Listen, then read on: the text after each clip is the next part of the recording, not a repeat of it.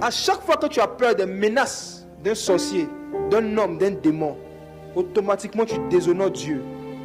C'est parce que tu doutes de la puissance de Dieu qui te garde. C'est parce que tu doutes du Dieu que tu adores, que tu as peur des hommes, que tu as peur des démons.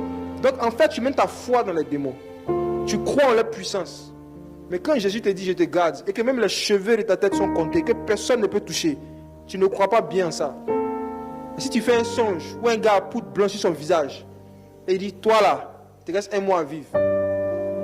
Quand tu vas te lever le matin, prière de combat. Pourquoi tu fais cette prière de combat? Parce que tu as la foi en ce qu'il t'a dit. Si tu ne crois pas en ça, est-ce que tu vas, à cause de lui, tu vas prier de combat? Mes frères et sœurs, la peur est une forme de foi. Et c'est la foi dans la puissance du diable. Et celui qui met sa foi dans la capacité du diable à lui faire du mal, va toujours subir les attaques du diable. La sorcellerie et l'ennemi pourra toujours t'atteindre. Voici pourquoi le Seigneur a dit dans Éphésiens chapitre 6 que ce qui nous garde des attaques du diable, c'est le bouclier de la foi. C'est lorsque nous croyons que nous sommes intouchables, tant que nous sommes avec le Saint-Esprit. C'est là qu'on est protégé. Mais le fait que quelqu'un te dise, il va t'attaquer, hein, et puis dans ton cœur tu dis, et si on m'attaque?